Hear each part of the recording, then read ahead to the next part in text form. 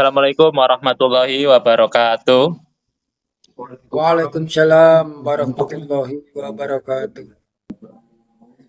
Alhamdulillahirabbil alamin wassalatu wassalamu ala alihi washabihi wasallim. Mabadu, alhamdulillah kita masih diberi kesehatan sama Allah, kita masih diberi kekuatan sama Allah untuk bisa tetap melakukan kajian. Sebelum itu, selamat Hari Raya Idul Adha untuk besok, sekarang Hari Raya Takbiran. Tapi kita alhamdulillah bisa istiqomah karena memang jadwalnya yang ngaji ini. Jadi kita ngaji sambil dengerin takbir dari orang. Alhamdulillah. Alhamdulillah, semoga kita tetap bisa berharap hidup seperti halnya harapan hidup Rasulullah Shallallahu Alaihi Wasallam. Semoga dengan itu kita termasuk golongan orang-orang yang istiqomah dan berakhir husnul khotimah. Amin amin ya rabbal alamin.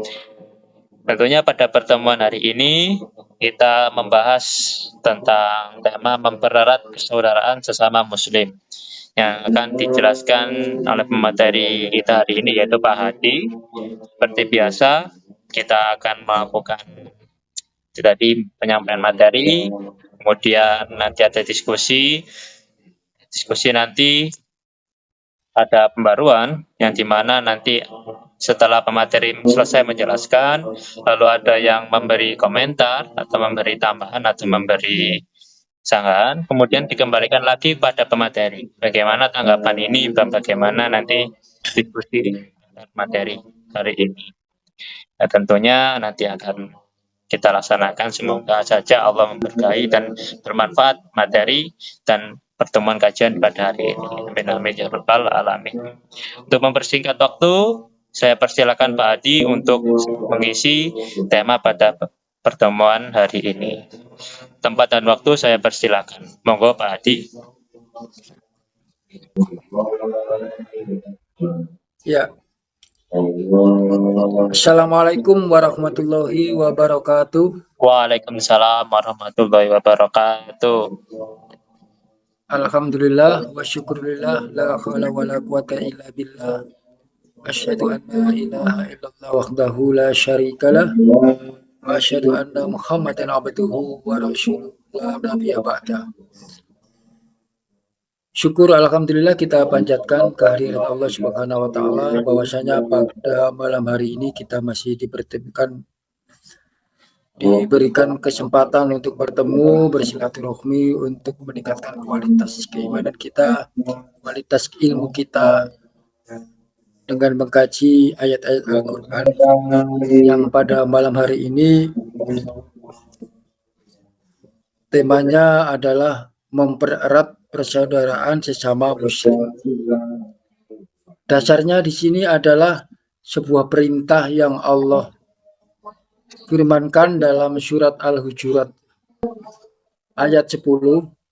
Kita baca ayatnya. A'udzubillahi minasyaitonirrajim. Bismillahirrahmanirrahim.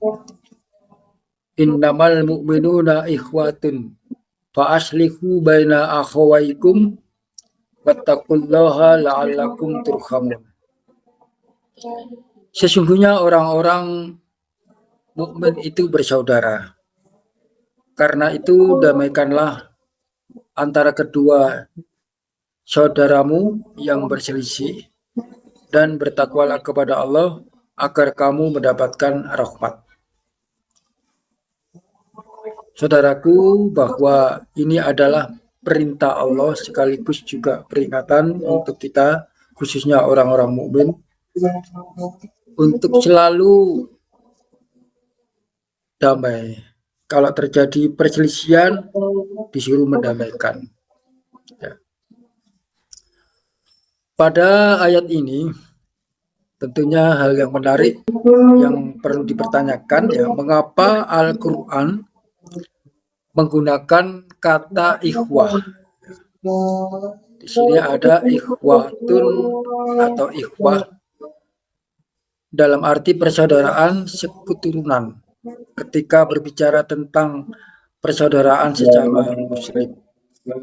Atau dengan kata lain, mengapa Al-Quran tidak menggunakan kata ikhwan?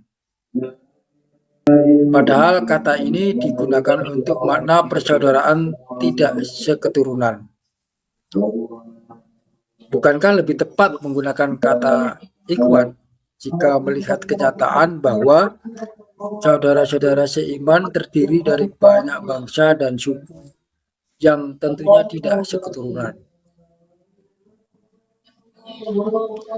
Nah, ini saya memahami bertujuan untuk mempertegas, mempererat jalinan hubungan antar sesama Muslim. Seakan-akan hubungan tersebut bukan saja dijalin oleh keimanan yang di dalam ayat ini ditunjukkan oleh kata al-mu'minun, melainkan juga seakan-akan ditujukan dijalin atau persaudaraan seketurunan yang ditunjukkan dengan kata ikhwah, sehingga merupakan kewajiban ganda bagi umat beriman agar selalu menjalin hubungan persaudaraan yang harmonis di antara mereka, dan tidak satu pun yang dapat dijadikan dalih untuk melahirkan keretakan hubungan. Nah, kemudian apa faktor yang menunjang terjadinya persaudaraan? Faktor penunjang lahirnya persaudaraan dalam arti luas ataupun sempit adalah persamaan. Semakin banyak persamaan, akan semakin kokoh pula persaudaraan. Persamaan rasa dan cita merupakan faktor dominan yang mendahului lahirnya persaudaraan hakiki, dan pada akhirnya menjadikan seseorang merasakan derita saudaranya, mengulurkan tangan sebelum diminta, serta memperlakukan saudaranya itu lebih utama. Dalam sebuah ayat Al-Hasyr, ya, ayat 9, dikatakan mengutamakan orang lain atas diri mereka, walaupun diri mereka sendiri kekurangan. Nah, keberadaan manusia sebagai makhluk sosial, perasaan tenang dan nyaman pada saat berada di antara sesamanya, dan dorongan kebutuhan ekonomi misalkan, merupakan faktor-faktor penunjang yang akan melahirkan rasa persaudaraan. Kemudian Islam datang menekankan hal-hal tersebut dan menganjurkan mencari titik singgung dan titik temu persaudaraan. Ya, janganlah terhadap sesama muslim, terhadap non-muslim pun demikian. Dalam surat Ali Imran ayat 64 atau surat Saba ayat 24-25 dikatakan dalam surat Ali Imran ayat 64, A'udzubillahi minasyaitonirrajim. Bismillahirrahmanirrahim.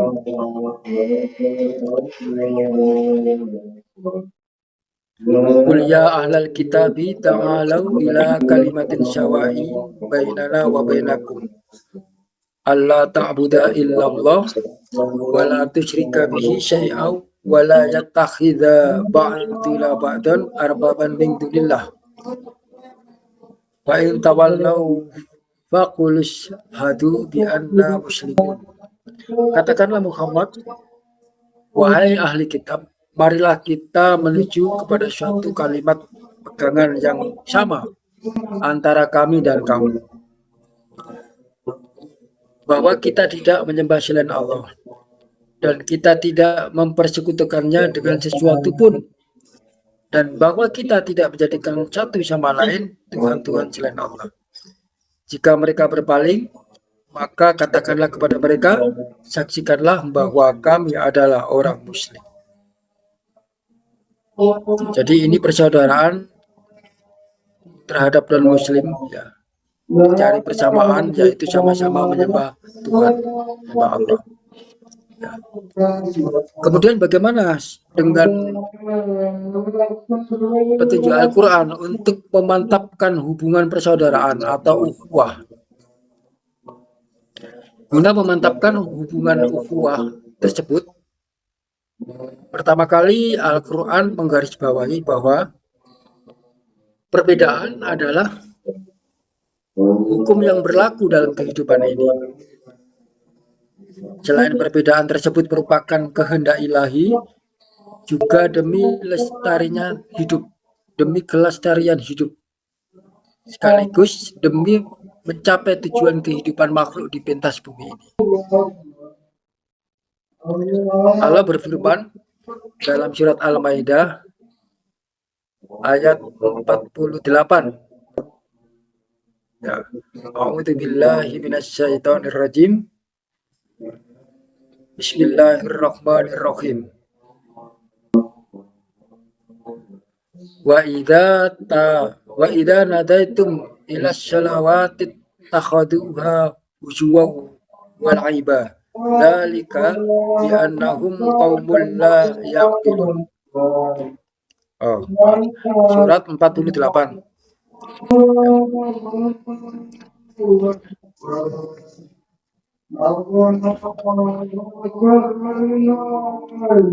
Yang artinya, dan kami telah menurunkan kitab Al-Quran kepada Abu Muhammad dengan membawa kebenaran,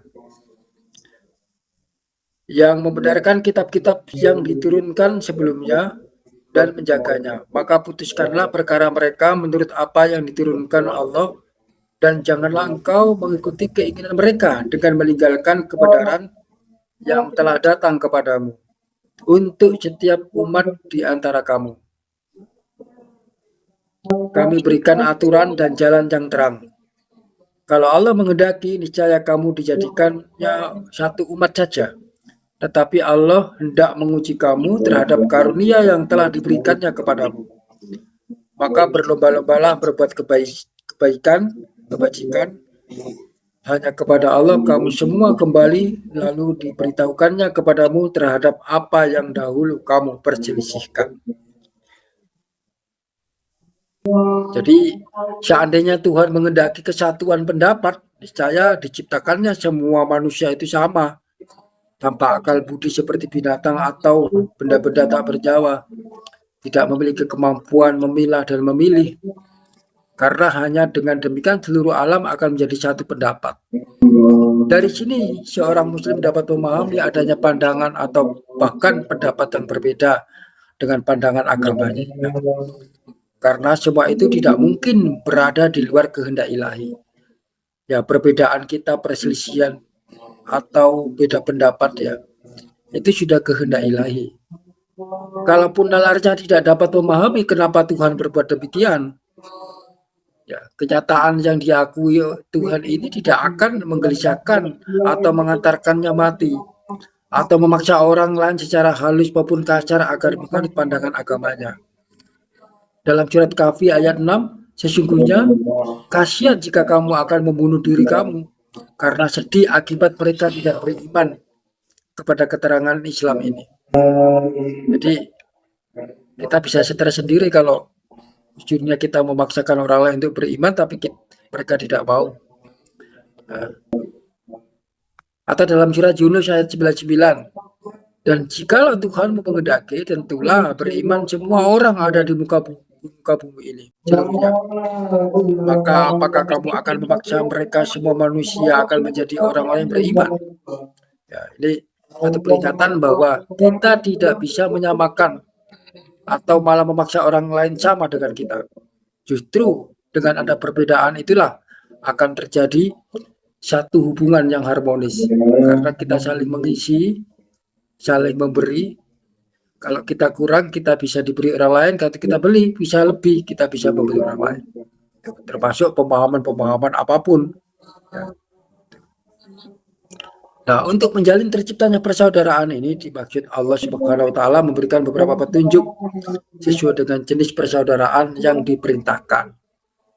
Pada kesempatan ini akan saya kemukakan petunjuk-petunjuk yang berkaitan dengan persaudaraan secara umum maupun persaudaraan seagama Islam. Pertama, untuk memantapkan persaudaraan pada arti yang umum, Islam memperkenalkan konsep khalifah atau khalifah. Ya. Manusia diangkat oleh Allah sebagai khalifah. Kekhalifahan menuntut manusia untuk memelihara, membimbing, mengarahkan segala sesuatu agar mencapai maksud dan tujuan penciptaannya. Karena itu Nabi Muhammad SAW melarang, contohnya melarang memetik buah sebelum siap untuk dimanfaatkan, memetik kembang sebelum mekar, atau menyembelih binatang yang terlalu kecil, itu nggak boleh. Nabi Muhammad SAW juga mengajarkan agar selalu bersikap bersahabat dengan segala sesuatu, sekalipun terhadap benda tak bernyawa. Nah, Al-Quran tidak mengenal istilah penaklukan alam, karena secara tegas Al-Quran mengatakan yang menaklukkan alam untuk manusia adalah Allah. Ya, itu bisa kita lihat dalam Quran surat. Oh ya, sebentar, makasih ya. Itu dapat kita lihat pada Quran surat Al-Jatiyah ya. Pada ayat 13 ya, tentang bagaimana alam ini Allah yang menaklukkan. Jadi bukan manusia yang menaklukkan.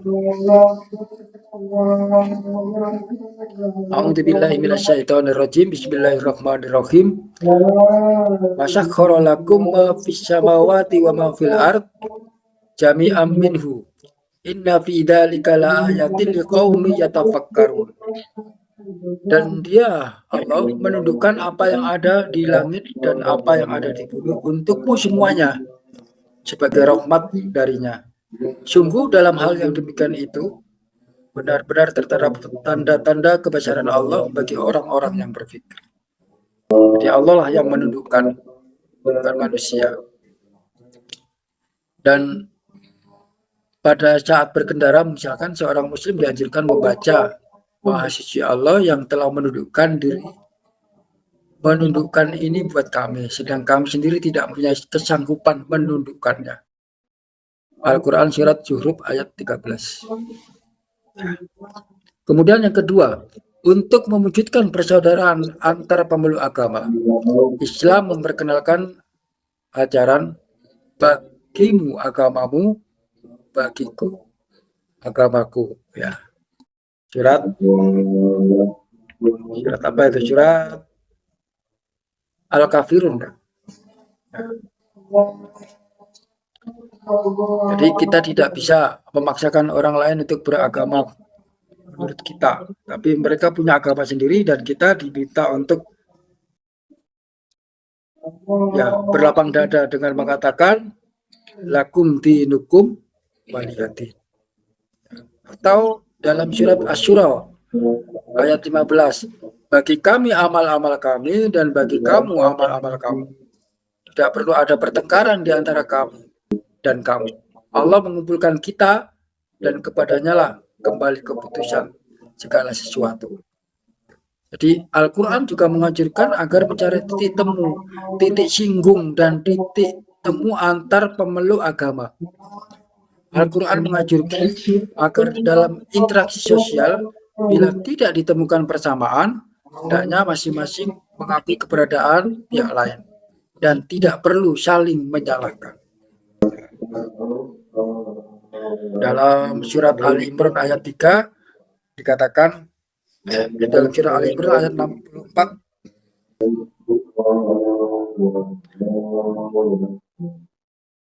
yang artinya demikian, katakanlah wahai ahli kitab, marilah kepada satu kalimat kesepakatan yang tidak ada perselisihan di antara kami dan kamu, bahwa kita tidak akan sembah kecuali Allah.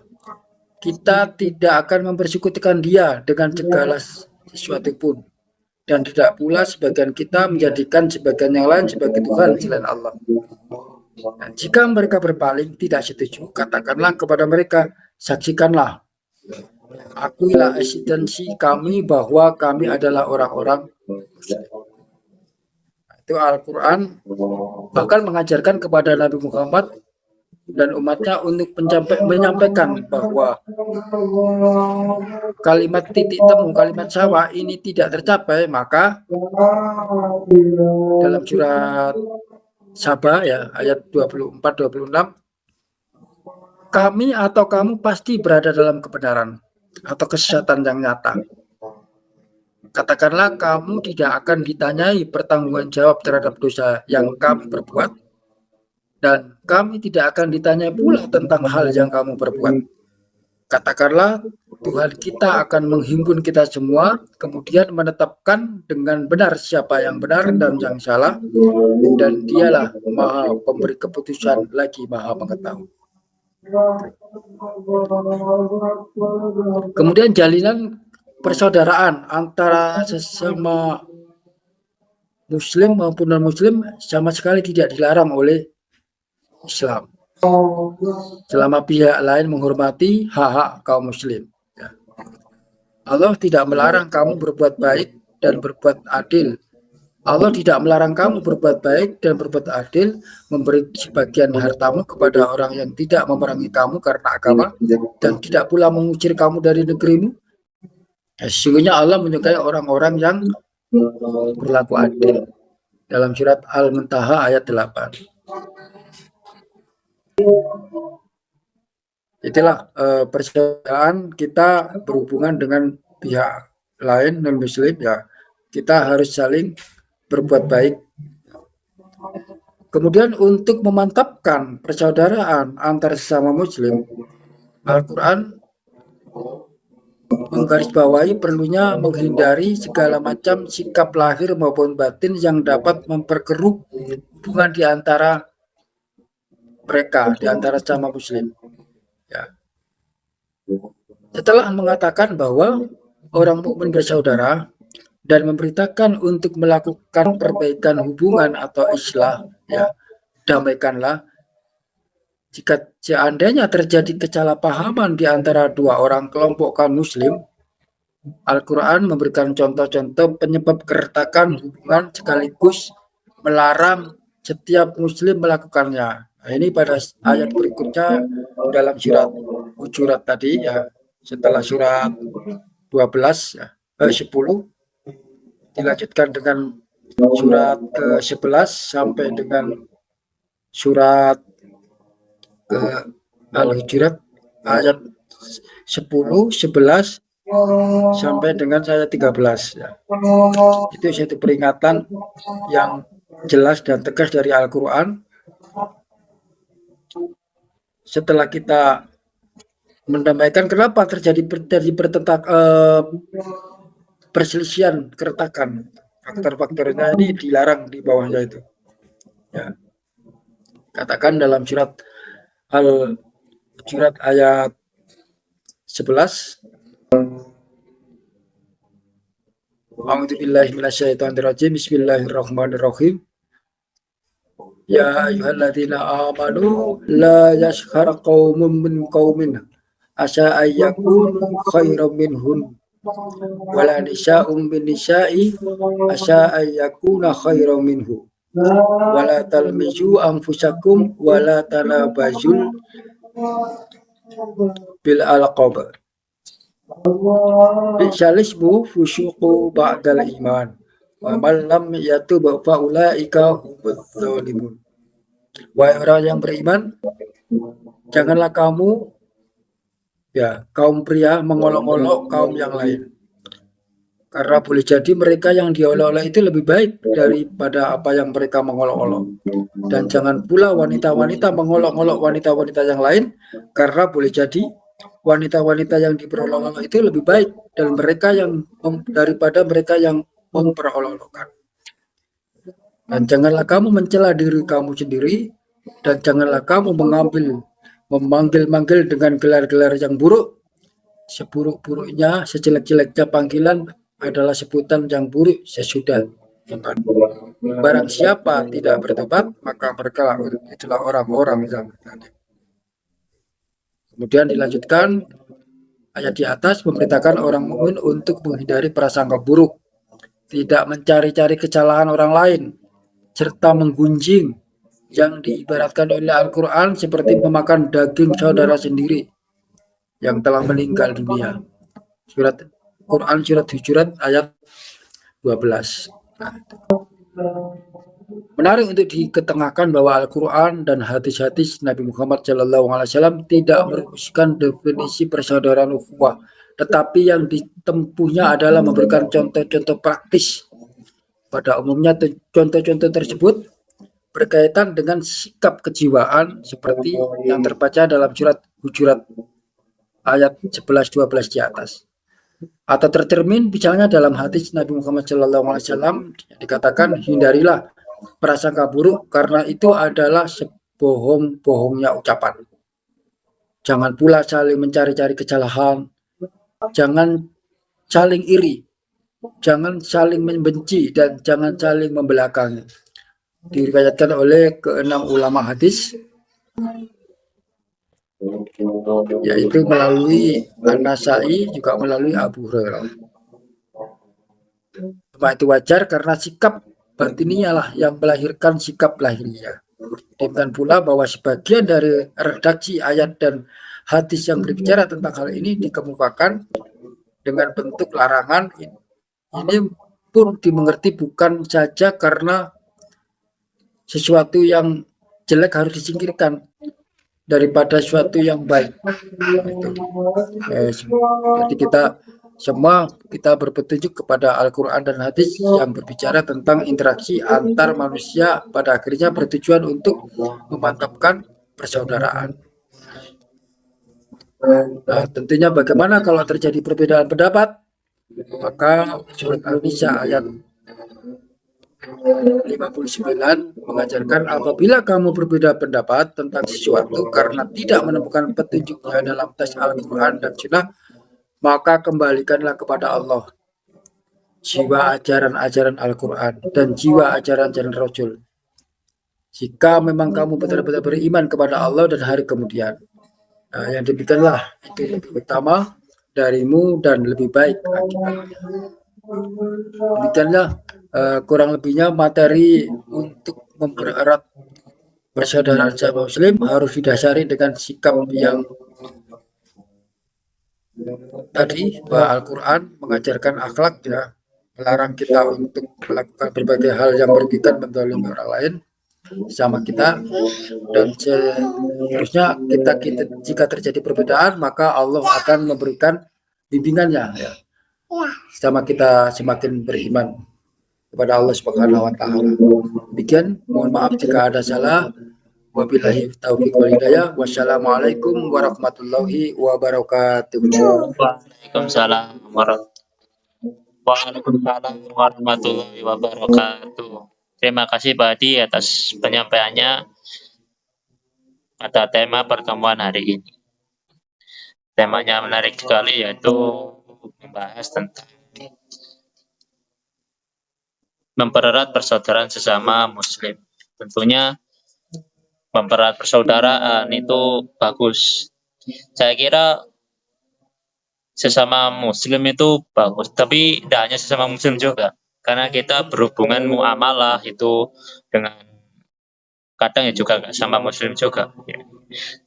Tapi dalam sebuah keimanan, dalam sebuah rasa ibadah, tentunya itu ya sesama Muslim. Tidak boleh kita mencampur-adukan ibadah agama lain sama dengan ibadah agama kita sendiri. Tentunya tidak lakum dinukum wali adin nanti, seperti yang dijelaskan Pak Adi tadi. Padahal tentunya kita tetap lakum dinukum wali. Tapi dalam bermuamalah, berinteraksi sosial, tetap kita bersaudara itu tidak hanya sama Muslim saja, tapi juga semua, nggak memandang agamanya yang mana. Kalau kita sedang bermuamalah, kalau kita sedang melakukan interaksi jual beli, ya, maka akan kacau nanti. Jual beli kok nunggu sama Muslim, yang jual padahal yang jual produknya itu ternyata bukan Muslim, ya nunggu yang Muslim, nanti nggak beli nanti. Oke, kan kacau. Tapi juga perlunya mempererat sesama Muslim dalam artian kita tidak boleh lah mengkafirkan seseorang hanya karena berbeda pendapat, memangnya kan malah kacau. mana rasa persaudaraan kita sesama muslim dan mana rasa persaudaraan kita sesama yang bilang la ilaha illallah Muhammadur Rasulullah gitu kan ya, nanti dipertanyakan.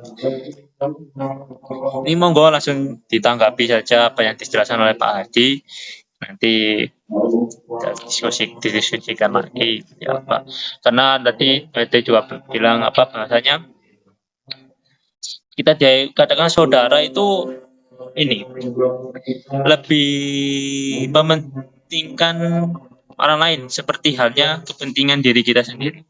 Bahkan kita itu mencintai sesama kita, saudara kita itu sesama bagaikan mencintai diri kita sendiri. Dalam artian ya kayak dia sakit itu bagaimana kita rasanya itu sakit ketika mempedulikan diri kita saat sakit. Tapi terkadang gini, masalahnya itu kan itu tadi apa namanya kalimat itu berarti kan hadis itu kan bahwasanya kita itu harus memperdulikan saudara kita sama muslim seperti hanya memperdulikan diri kita sendiri.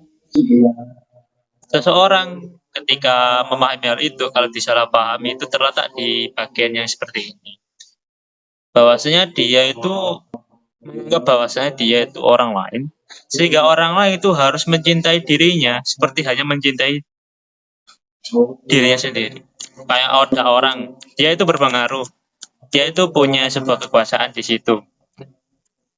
Dia menganggap bahwasanya itu saya di penguasa, saya ini orang ternama, saya ini punya jabatan dan sebagainya.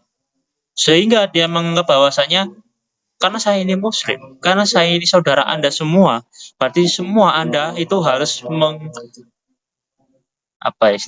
menganggap diri saya, kalau pemain saya sakit, ya saya rawat saja dan rawatlah saya itu seperti kamu itu merawat diri kamu sendiri. Teksnya nggak benar, anggapannya nggak benar, tapi kalau itu ditekankan terlalu serius dan ditekankan terlalu berlebihan, maka seakan-akan dirinya tuh merasa bahwasanya dirinya juga harus seperti itu, nggak hanya orang lain yang kepada dirinya, tapi dirinya juga harusnya peduli pada orang lain seperti dirinya mencintai. Jadi tetap timbal baliknya itu pas antara yang orang lain sama dirinya.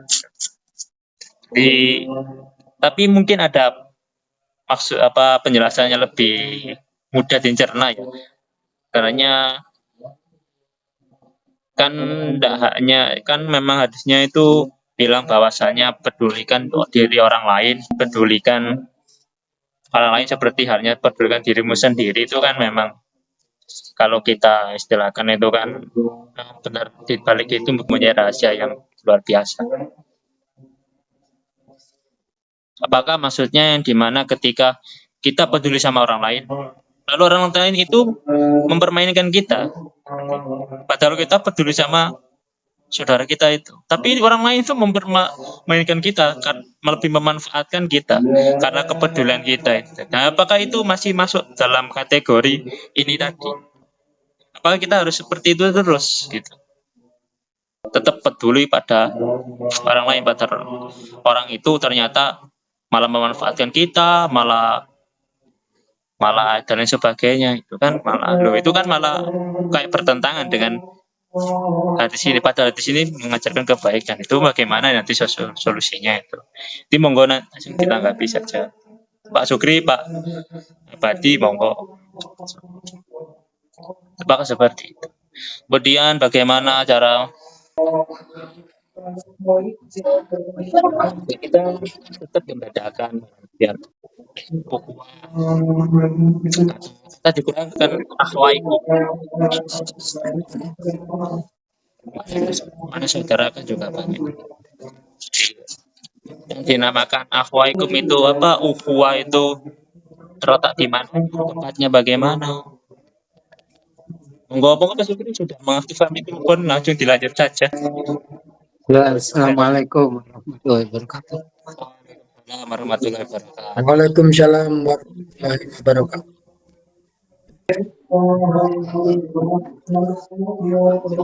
Ayat innama, bentar ya.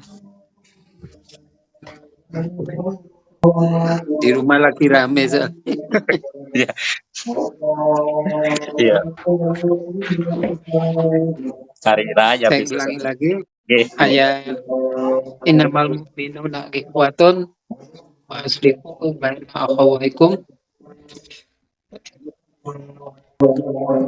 Ini bentuknya innamal mu'minuna, imannya sudah pakai kata benda, ikhwatun juga pakai kata benda. Jadi ini seakan-akan memberikan apa ya, tekanan bahwa orang beriman mestinya itu bersaudara gitu. Mestinya, karena ini pakai kata benda. Tidak pakai kata kerja. Jadi ini pakai kata benda. Sehingga ono wong beriman tidak bersaudara, mungkin imannya lagi merosot ya. Itu yang pertama. Ada tingkatan-tingkatan persaudaraan ya. Mungkin persaudaraan yang paling tinggi itu loh, persaudaraan berdasarkan ikatan iman. Itu. Yang kedua mungkin persaudaraan berdasarkan ikatan darah ya. Atau persaudaraan sesama klan, golongan gitu. Itu bisa dibangun karena satu golongan, karena satu aliran dan sebagainya, itu bisa menjadi ikatan. Bahkan persaudaraan sesama bangsa ya. Sesama bangsa Indonesia itu adalah saudara. Bahkan mungkin persaudaraan sesama manusia gitu, yang dijelaskan tadi oleh Pak Hadi sebagai khalifah ya. Jadi itu. Jadi sebenarnya kita itu mesti bersaudara sebenarnya. Kalau dari sisi kemanusiaan kita saudara, sesama manusia. Kalau kita sesama bangsa, nah kalau kita dalam kajian ini berarti persaudaraan dalam apa ya? Karena kehendaknya sama gitu, kepingin belajar sama gitu, kepingin mengetahui Al-Quran, maka terbangun persaudaraan karena tujuan sama. Itu yang pertama ya. Yang kedua, bahwa ada faktor-faktor yang bisa memecah belah, juga ada faktor-faktor yang mendukung persaudaraan. Saya lihat faktor-faktornya dulu ya. Dari neuroscience ya, dari ilmu otak. Jadi semua manusia secara sel otak itu isinya sama, 100 miliar ya. 100 miliar isinya itu. 100 miliar neuron sel. Itu sama. Hanya saja begini. Saya lahir tahun 60. Sel otak saya, satu sel otak saya itu secanggih komputer pada tahun 60-an. Jadi otak saya itu seperti TV tahun 60-an. Nah, TV tahun 60-an itu nek gak urip iku digedhok ngene, dok biasanya biyen iku. Ya. Nah, sedangkan kayak Deli itu yang lahir tahun 80-an. 80-an itu satu sel neuronnya itu lebih canggih dari saya. Penginput datanya itu loh, kecepatan penginput data dan pengeluaran datanya itu lebih canggih dari saya. Apalagi orang-orang yang lahir tahun 2000-an itu. Itu sel otaknya sama dengan perkembangan. Jadi sel otak itu, satu sel otak itu ya sama dengan perkembangan komputer yang saat ini gitu. Makanya arek saiki ku nek digeblek gak iso. Karena komputernya itu sudah komputer HP-nya HP sentuh gitu. Nek biyen kita sekolah itu, wah guru itu ngaploki gak masalah. Nek saiki dikaplok ya masalah. Nek saiki hanya disentuh. Karena otaknya lebih canggih. Itu yang membedakan. Ya. Itu yang membedakan antara orang tua dan orang yang baru lahir gitu. Istilahnya generasi milenial gitu ya. Tahun 2000-an itu generasi milenial itu lebih canggih dari otak kita. Input datanya itu. Makanya kadang-kadang antara orang tua dan anak itu sering bertengkar. Gak cocok. Ya, wong tuanya agak lambat, sedang anak-anak sekarang agak cepat gitu. Itu kalau kita lihat dari perkembangan otaknya. Belum lagi kenapa kok? Karena wataknya berbeda ya. Berbeda. Kalau pada ayat berapa? Ayat 17:84 itu Al-Qur'an ngomong seperti ini. Kullu ya'malu ala sakilati. Tegaskan setiap amal itu tergantung pada pembawaannya. Wataknya. Ya. Farabbukum a'lamu biman huwa a'da sabila. Dan Allah, Tuhan kalian, tahu mana yang perbuatan yang lebih benar. Jadi tergantung pada wataknya. Biasanya watak manusia dibagi dua ya, introvert dan ekstrovert. Kalau introvert itu lebih suka di dalam, kalau ekstrovert lebih aktif keluar. Nah itu kalau dua ini yang introvert itu digabung dengan yang ekstrovert, itu kadang-kadang nggak suka gitu. Nek podo introvertnya mungkin agak sama-sama anunya. Jadi yang introvert nggak seneng metu-metu, lebih berpikir kritis, sedangkan yang ekstrovert itu lebih suka keluar, lebih suka ceria gitu ya. Sedangkan yang introvert itu pendiam. Nah itu yang membedakan. Sehingga kadang-kadang kalau introvert dan ekstrovert digabungkan, ini nggak akrab gitu. Nggak akrab. Persaudaraannya kurang. Ya, itu pengaruhnya. Juga ada lagi, kan ada pembagian watak yang 4 itu ya. Watak yang 4 itu. Itu watak 1, watak plekmatis.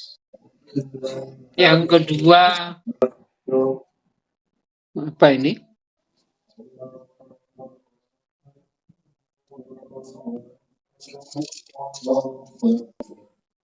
Kalau kita lebih mudahnya begini, ya, lebih mudahnya itu.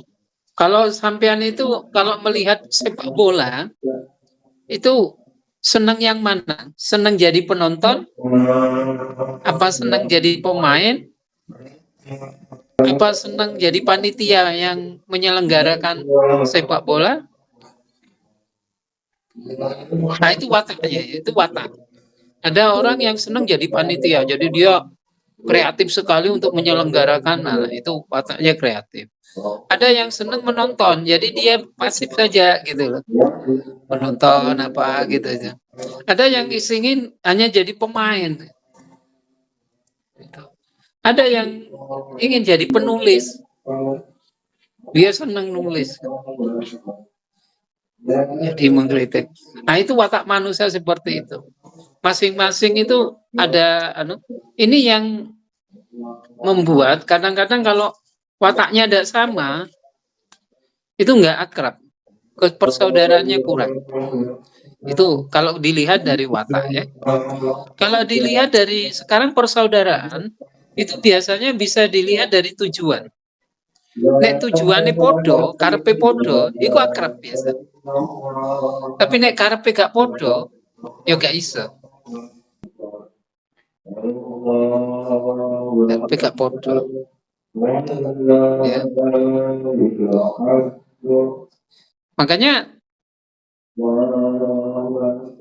Makanya Allah mengatakan seperti begini ya.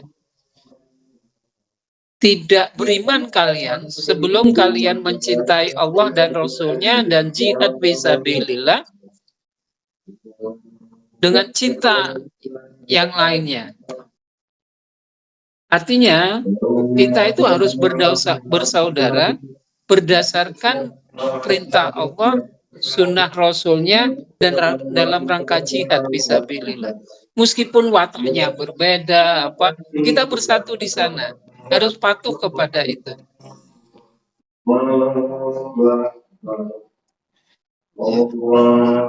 Kalau umpamane ada orang yang mendahulukan golongannya, tidak mendahulukan Allah dan Rasul-Nya, nah itu sudah tidak bisa gitu.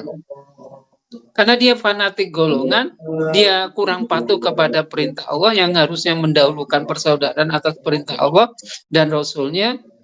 Dia mengunggulkan golongan, itu digabung gak iso. Ya, gak iso itu.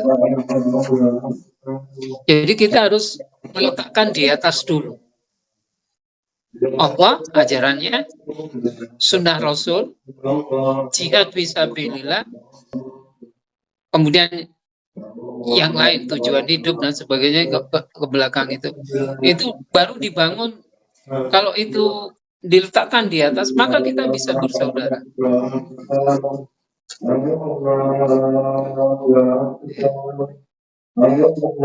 Tapi kalau kita tidak akan bisa bersaudara kalau kita mendahulukan keinginan kita, kemauan kita. Jadi harusnya kemauan dan keinginan kita diletakkan di bawah Allah, Rasul-Nya, dan itu baru kita bisa bersaudara. Ya. Golongan kita harus di bawah perintah Allah, Rasul, dan jihad fisabilillah, itu baru bisa bersaudara. Ya. Kalau tidak bisa. Ya, tidak bisa. Karena kita tidak saling mencintai. Makanya ada hadis Nabi, la yu'minu ahadukum hatta yuhibbu yuhibbullah wa rasulih. Jadi tidak sempurna iman kalian sebelum kalian mencintai Allah dan Rasul-Nya dan jihad fisabilillah.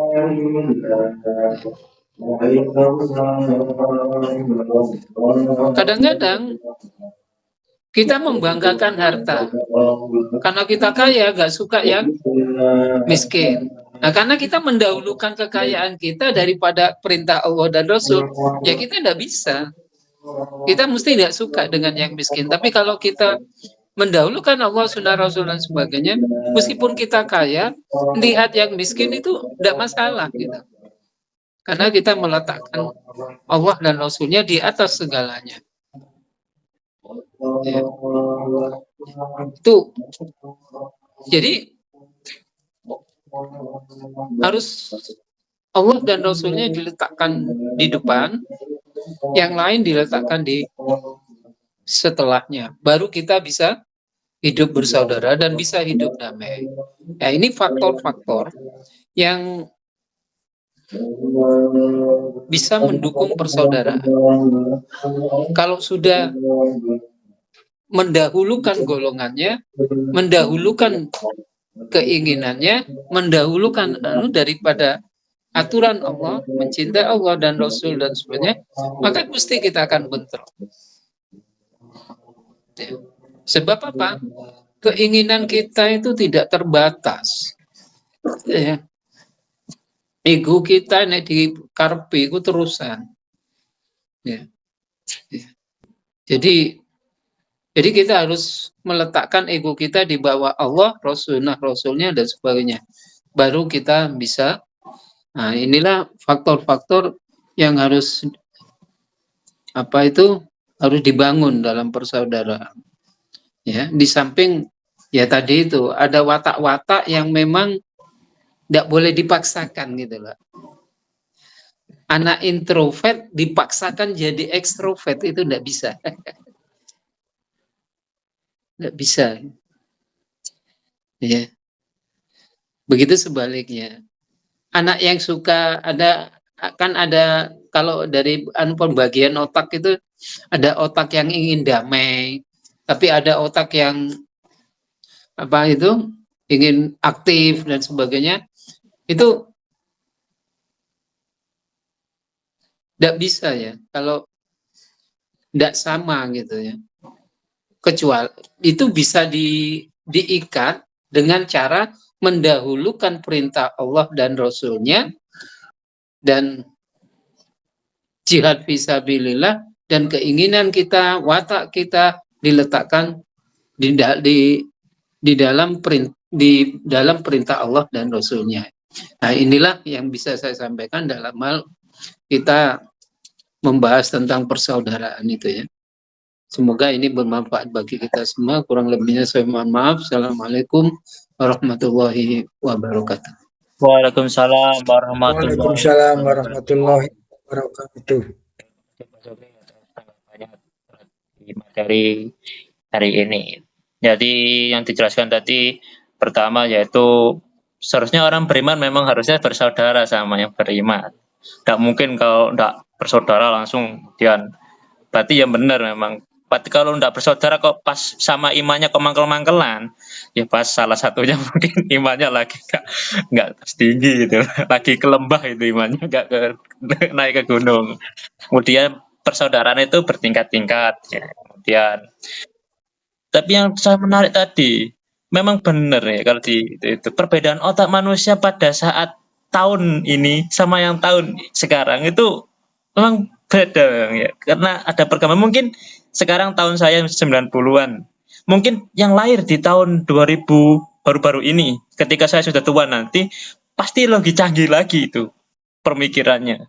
Mungkin saya akan dikatakan lain sebagainya itu pasti itu nanti. Tapi memang perkembangan harus seperti itu dan kita memang harus menerima kondisi kita dilahirkan pada tahun yang sekarang itu. Alhamdulillah. Kemudian watak berbeda karena perbedaan tadi introvert dan extrovert bagaimana dan yang tentunya bersaudara itu ya karena Allah dan Rasulnya.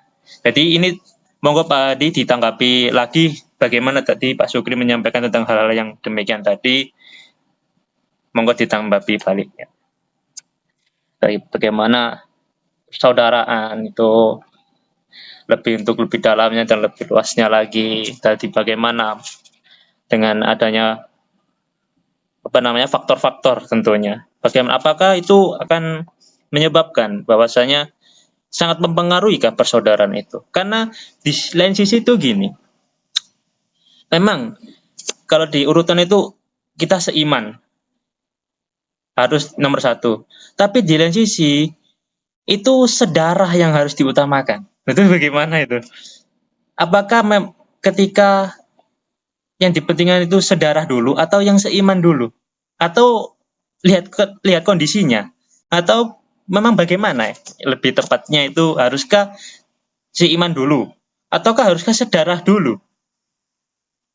Kalau seumpamanya nanti gini, sama-sama kondisinya yang seiman itu ya saudara, ya dalam artian saudara seiman tapi diartikan nggak sedarah sama kita. Diartikan dulur ya dulur jauh gitu, saudara-saudara jauh. Tapi ada di sini saudara tapi nggak seiman gitu. Tapi dia sedang kondisinya sakit, sama-sama sakit ya mamanya. Ya yang didulukan ini yang mana? Yang seiman dulu kah? Ataukah yang sedarah dulu sama kita ini meskipun tidak seiman? Tuh gimana?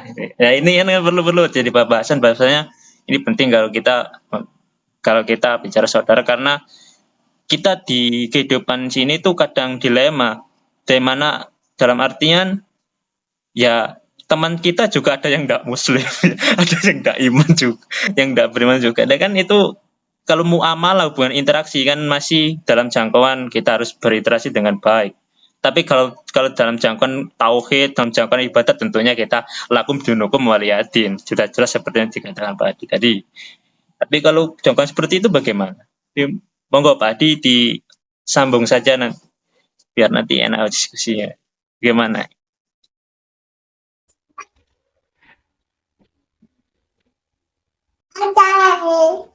Ya. Yang pertama saya tanggapi tentang tadi Mas Derli mengatakan kalau kita ini didolimi orang lain itu bagaimana? Oh iya. Iya. Kan sering kali ya kita ini dimanfaatkan orang lain ya. Benar. Apa kita tetap berteman atau bagaimana, atau kita membalas dengan memanfaatkan dia juga atau bagaimana? Kalau ya saya yakin semua pernah mengalami. Bahkan saya juga dulu sering mengalami dimanfaatkan orang lain, bahkan orang lain bukan teman ya, orang lain ya. Sehingga kita memperoleh kerugian. Tapi ternyata bagi saya itu suatu kenikmatan ya. Kalau setelah kita ini memahami bahwa kita ini diuji suatu kejadian yang tidak menyenangkan. Gitu. Kalau saya melihat perjuangan Rasulullah itu tidak henti-hentinya beliau ini didolimi. Ya. Tapi beliau tidak pernah membalas atau bahkan dendam. Ya. Tidak pernah. Nah, kenapa bisa begitu? Ya, mungkin kita bilang ya itu Rasulullah lah, bisa lah, kita ini apa mungkin nggak bisa, tapi sebenarnya kita mau mengambil esensi dari kenapa kok bisa bersikap begitu, dan setelah bersikap itu apa yang akan mendapatkan manfaat dari sikap kita tadi yang misalkan menerima, sabar, tulus, ikhlas, tidak dendam, itu sangat luar biasa. Itu artinya gini, setiap kali perbuatan buruk itu kita lakukan, ya, kita sendiri bukan orang lain, entah buruk terhadap diri sendiri atau terhadap orang lain, itu pasti akan mendapat balasan atau dampak atau kembali lagi kepada kita. Itu yang pertama. Kalau saya katakan gitu, artinya bagaimana? Jangan sampai kita itu mendolimi diri kita atau orang lain, siapapun dia, baik itu saudara kita atau bukan saudara kita, bahkan alam pun, itu pasti akan berdampak kepada kita. Itu saya tekankan begitu. Yang kedua, kalaupun kita mendapatkan menghasilkan keburukan dari orang lain atau dari siapapun, kita pun diuji di situ, kita mau nggak menerima itu sebagai satu konsekuensi ya. Itu kan hukum Allah juga ya. Artinya orang, kita misalkan contoh saja, kita di jalan enak-enak, jalan di pinggir ya, tenang santai, nggak tahunya ditewabrak dari belakang. Ya, apa yang akan kita lakukan? Ya, mungkin yang emosional langsung marah-marah, nggak terkendali, bakal menuntut yang ini macam-macam ya. Itu ya memang hukumnya begitu ya, boleh dibolehkan, nggak apa-apa kita membalas. Nggak salah. Mungkin kalau kita disakiti ya kita balas juga, menyakiti nggak masalah. Tapi ternyata itu Nabi Muhammad nggak lakukan ya, bahkan beliau mau dibunuh-bunuh, dikejar pun dia nggak balas bunuh-bunuh, mengejar-ngejar, enggak kan ya. Jadi kualitas iman, kualitas keilmuan kita akan diperlihatkan di situ. Kalau saya nggak mengambil sikap frontal atau membalas, kalau saya, ya ibaratnya orang kalau saya dulu dikatakan, kenapa kamu kok diem saja, padahal kamu tuh dizalimi, kamu tuh dihina, balas. Sering saya disuruh begitu, tapi saya nggak pernah melakukannya. Nah, itu khawatir saya akan ya gampangannya membuat diri saya menjadi buruk kalau saya membalas. Kalau saya membalas, tapi kalau saya nggak membalas, saya berikan sabar dan mohon petunjuk Allah, bimbingan Allah supaya tidak berlaku zalim, saya lebih tenang. Karena saya tidak membebani diri saya untuk melakukan kesalahan yang sama dengan dia yang lakukan. Dan itu membawa dampak yang baik, sangat baik menurut saya. Contoh yang nyata, yang nyata sudah terjadi, yang pada saya, ya ini berkali-kali terjadi. Salah satunya yang paling yang menurut saya penuh keajaiban. Saya pernah diusir orang yang mengontrakkan rumah, padahal masih ada waktu 2 tahun, tapi saya diusir. Ya, dia memanfaatkan, dan tentu memanfaatkan keuangan saya untuk bisa membayar dia. Akhirnya sudah lunas, dia cari masalah, mencari kesalahan-kesalahan saya, akhirnya saya harus keluar dari rumah itu. Bahkan saya mau dipanggilkan polisi, mau dirapatkan di RW itu. Ya, tentunya kalau saya menang, saya punya bukti pembayaran, juga punya bukti perjanjian. Nah, dan itu akhirnya memang saya harus ngalah. Uang saya nggak kembali, saya harus keluar dari rumah itu. Mungkin dilihat orang, oh, kok mau? Tapi saya nggak mau, kamu harus lawan, kamu harus cari uangmu gitu. Nah, itulah ada hikmah apa di balik itu. Saya bisa mendapatkan ganti yang lebih baik, ya, rumah yang nggak kontrak. Dalam waktu 1 bulan saya bisa beli rumah dengan harga yang tidak disangka-sangka, tanpa uang pinjaman. Logikanya bagaimana seperti itu? Pertolongan Allah, lagi-lagi kita yakin, tadi mendudukan Pak Sukri bahwa yakin terhadap Allah. Keputusan-keputusan Allah itu ada di dalam setiap relung-relung kehidupan ini. Ya sunatullah itu. Siapa yang sabar dia akan ditolong Allah. Dari kunci itu di sana. Tuh. Kita tidak balas dendam, bahkan tidak ada dendam saya. Saya bersyukur. Kalau saya tidak didolimi, mungkin saya nggak bisa begini. Itu Mas Heru ya. Jadi jangan melihat orang lain memperlakukan kita, tapi bagaimana kita bisa mengendalikan diri melihat perlakuannya dia. Itu yang pertama. Saya tangkap itu ya. Dari pengalaman itu yang nyata, dan kita setiap didolimi orang lain jangan dibalas mendolimi. Ya, maafkanlah dan doakanlah. Itu nggak mudah, tapi nggak mudah. Ngomong itu mudah, tapi nggak mudah. Ya nah. Kemudian itu tanggapan saya.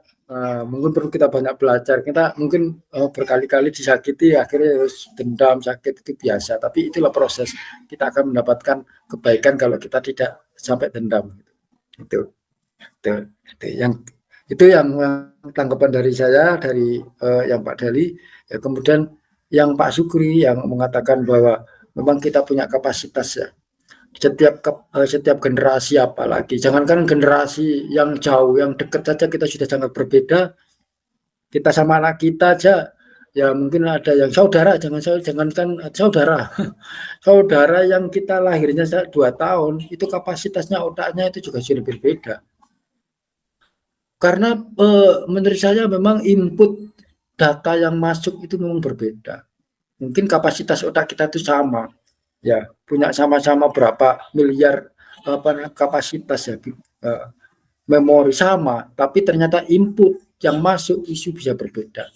Tidak perlu antar generasi, satu generasi pun bisa sangat berbeda. Kenapa ada anak itu yang berpikirnya cepat pada saat ini ya, tapi ada juga yang nggak tepat, tapi dia cepat dalam hal bidang yang lain. Itu sudah sangat alami, sangat sunatullah. Jadi tidak luar biasa sekali. Perbedaan itu justru di sanalah saling melengkapi kalau menurut saya. Orang tua sama anak itu sebenarnya saling melengkapi. Makanya mencari kesamaan. Menurut saya untuk keharmonisan itu karena ada kesamaan di tengah perbedaan. Itu. Jadi bisa disambungkan, dan ini memang harus dengan alat. Nyambung ini tidak harus ujuk-ujuk nyambung. Ya. Alatnya bisa jadi darah, bisa jadi dengan iman. Ya, tadi katakan kenapa lebih kuat iman daripada hubungan darah. Ya, sebenarnya kalau saya merasakan secara pribadi itu saya lebih dekat dengan orang yang senang, dengan orang yang sepaham, seilmu. Ya, gitu. Kalau menurut saya nyaman. Kenapa? Karena setiap kali kita menyampaikan sesuatu, mereka itu sefrekuensi, artinya dia juga mengikuti itu, iramanya itu. Jadi kadang kita itu tidak lelah gitu, berpikir jangan-jangan kalau gak enak, perasaan ini itu nggak ada begitu.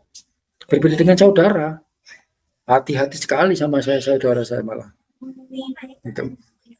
Hati-hati sekali. Karena saudara itu masih ada ya tadi bukan ilmu ya, jadi pertimbangannya adalah emosional ya, karena diikat oleh darah ya. Kadang itu yang bisa merusak. Jadi standarnya subjektif. Tapi kalau orangnya beriman, standarnya itu ilmu, ilmiah gitu. Itu lebih nyaman kalau saya pribadi. Gitu.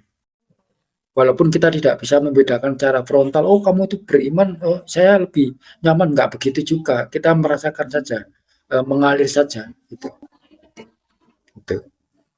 Karena di saudara itu jarang sekali dibicarakan masalah ilmu, masalah malah kadang-kadang bisa bertengkar, ya. Karena mungkin ada emosional di sana, ada subjektif, akhirnya ada perbedaan itu bisa jadi malah tambah apa ya? Bertengkar terus akhirnya nggak dulu-duluan mana wis gitu seperti itu. Itu jadi beban juga. Jadi kalau bagaimana kita misalkan ada saudara kita yang sakit, kemudian ada teman kita yang misalkan seiman itu sakit, mana yang kita dahulukan kan gitu. Ada pertanyaan begitu. Ya, sebenarnya mendahulukan ini dalam misalkan pinjaman uang. Mungkin saudara kita yang saudara yang sakit itu butuh uang, kemudian yang saudara seiman kita ini butuh uang. Ya. Mungkin kita kedekatan ya. Lagi-lagi keputusan kita kedekatan. Kata kita ngomong misalkan, oh udah kita pinjemin yang beriman dulu aja lah. Nah, siap nggak kita nanti sama saudara kita ini dikatakan pelit atau apa? Itu siap nggak? Kalau belum siap, ya jangan diambil itu. Karena lebih berat resikonya kita ini berat, maksudnya kita ini kita loh, beban psikologisnya berat kalau kita sampai bertengkar dengan sama saudara itu psikologisnya berat. Nanti ada apa-apa kita minta tolong mereka ya. Tapi kalau saudara seiman mungkin saat ini ya sama, tapi besok lusa tahun depan bisa jadi juga kita beda. Tentu saja teman-teman studi kita ini sampai sekarang akibat suatu perjalanan pecah, bahkan saling bermusuhan coba. Padahal dulu kita anggap sama. Teman-teman Pak Aisyah itu kan sekarang terjadi perpecahan ya, walaupun nggak kelihatan. Nah, seperti itu. Tapi kalau saudara, itu kita masih terus, walaupun tukaran apa sih kumpul, tukaran saya kumpul lagi. Itu.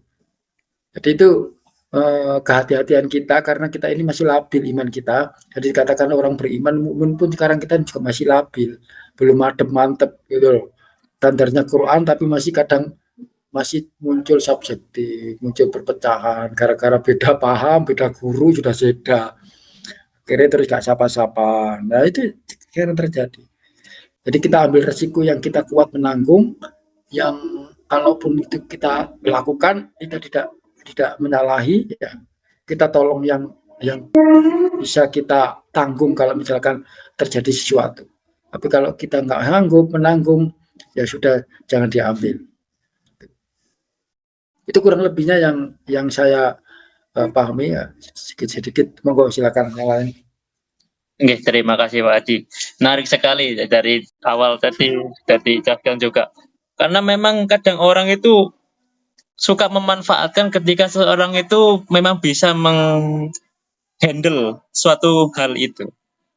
Tapi kalau memang kadang namanya orang itu tidak terkendali, dimanfaat wong iku. Wis dikai ati cek ngrokok rempelo istilahnya kan itu. Ki opo wong iki jane. Nah, itu kan karena memang benar kata Pak Adi. Kalau kita malah konsennya kepada sifat kita yang kayak apa namanya ngurusi orang itu tadi, maka kita itu tidak akan ada kenyamanan di hati, benar. Tapi kalau kita fokusnya itu, saya tuh lo kerja karena Allah, saya tuh kerja tuh karena cinta Rasulullah untuk bisa membangun sebuah peradaban, membangun sebuah keluarga yang lebih baik. Tidak peduli dia manfaatkan saya, tidak peduli dia itu suka sama saya, tidak peduli dia itu senang atau tidak suka pada saya. Saya tetap kerja yang terbaik, jadi lakukan yang terbaik. Entah dia bagaimana. Itu memang benar positifnya itu pada diri kita saya rasakan juga benar kata Pak Adi tadi. Memang hal itu lebih kita tekankan. Nggak harusnya kita itu ngurusi orang lain. Nanti malah pecah, ya. Malah pecah. Bener malah pecah. Karena saya itu baca di buku itu gini, kendali itu enggak hanya berarti apa yang kamu peroleh, tapi bagaimana cara kamu mempertahankan suatu hal itu. Itu juga suatu kendali dan apa yang bisa kita raih di dalam kebahagiaan. Jadi perlunya kita kenyamanan dalam berinteraksi dan bersaudara itu juga nggak perlu mementingkan orang. Terkadang kita bisa bagaimana kita menanggapi hal itu. Bukan dalam artian bagaimana orang itu kepada kita, tapi bagaimana kita bisa bermanfaat dan bagaimana kita ada di situ. Itu. Jadi apa yang dijelaskan tadi juga benar. Kayak saya ingat dari cerita Imam Ahmad jadinya. Bahwa kan diundang sama tetangganya, datang kemudian saya itu nggak tahu undang kok datang. Loh, diundang. Ya udah saya pulang. Datang lagi, diundang lagi, dia datang Imam Ahmad. Kemudian ditolak lagi sampai ketiga kali. Kemudian orang itu sampai bingung, sampai nih loh. Gini kan kok sampai itu tetap masih datang ke saya itu kenapa?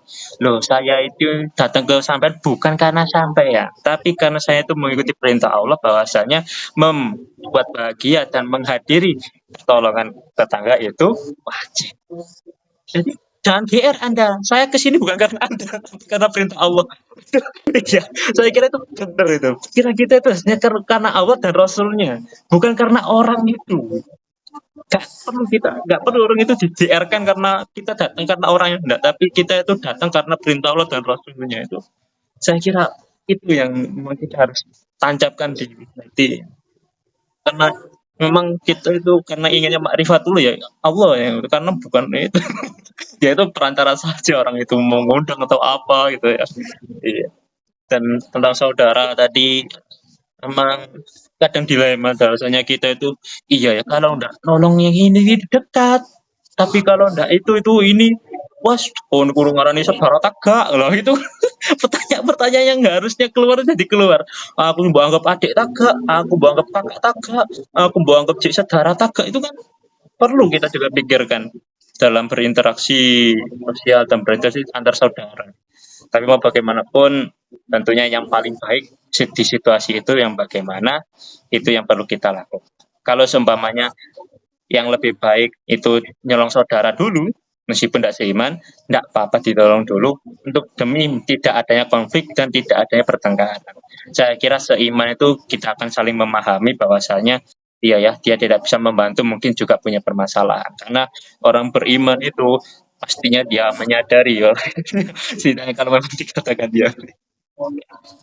Oh, monggo ini dilanjutkan Pak Solikil Abadi. Pak Abadi nggak kedengeran suaranya dan tidak tampilkan layarnya ini. Monggo.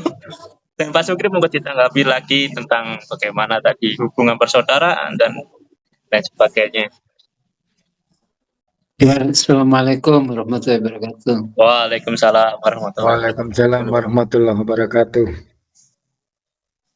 Dalam memilih siapa yang dia harus didahulukan itu kita harus tahu hak-haknya. Kadang-kadang hak seseorang itu banyak gitu.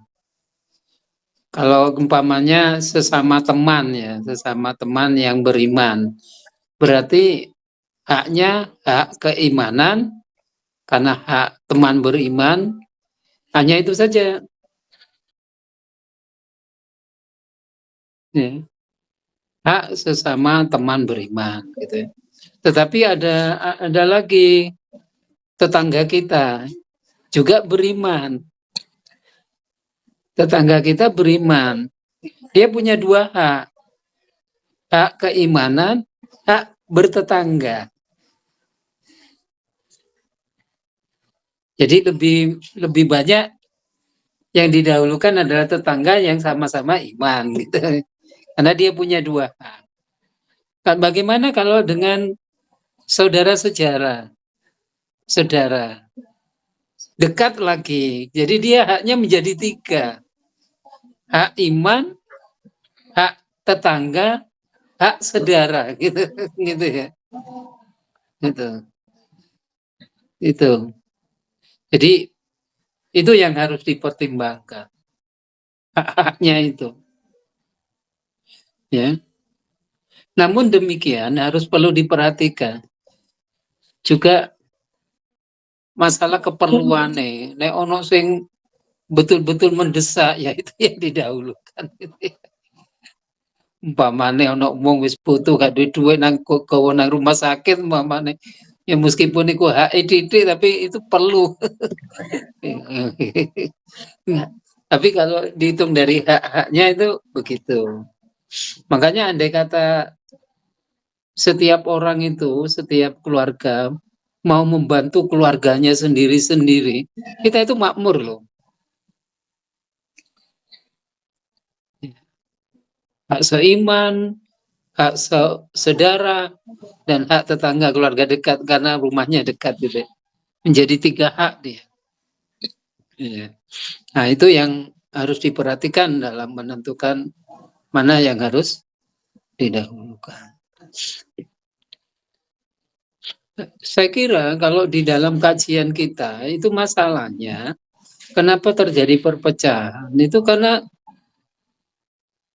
tidak mau menerima perbedaan, itu yang jelas.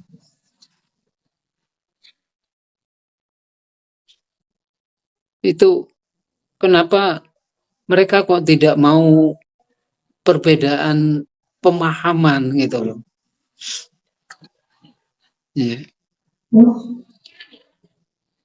Begini masalahnya, ayat Al-Quran itu sangat luas.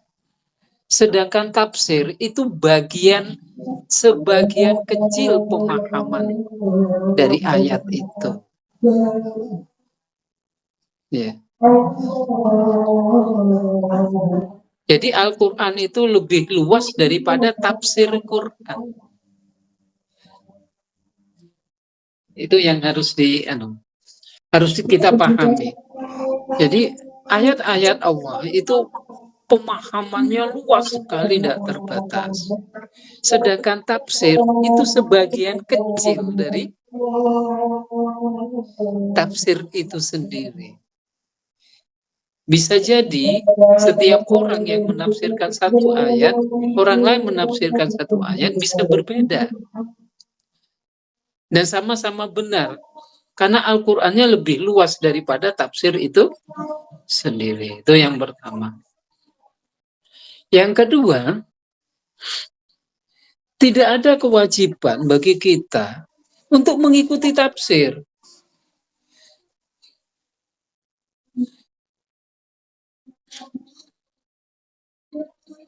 Kita mengikuti ayat. Mengikuti tafsir siapapun boleh. Kewajiban kita mengikuti ayat, bukan mengikuti tafsir.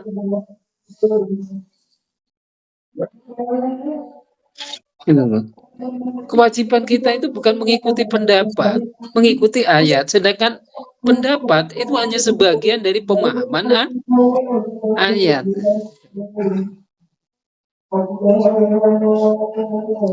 Tadi ojo ngotot kan dulu. Nek pendapat kita begini ojo ngotot. Itu baru bagian dari pemahaman satu ayat itu.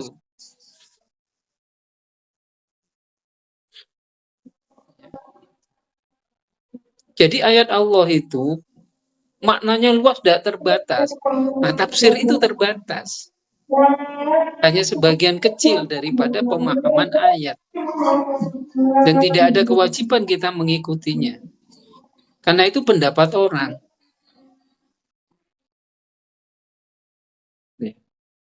Kita wajib mengikuti ayat, bukan mengikuti pendapat.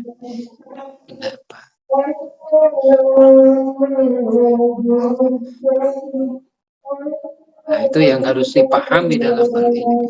Sehingga kita itu nanti kalau ada perbedaan pendapat, bisa enggak itu bagian dari pemahaman ayat itu. Ada beda lagi yang menafsirkan begini, itu bagian dari pemahaman ayat itu. Sama-sama ayatnya pemahamannya bisa bermacam-macam.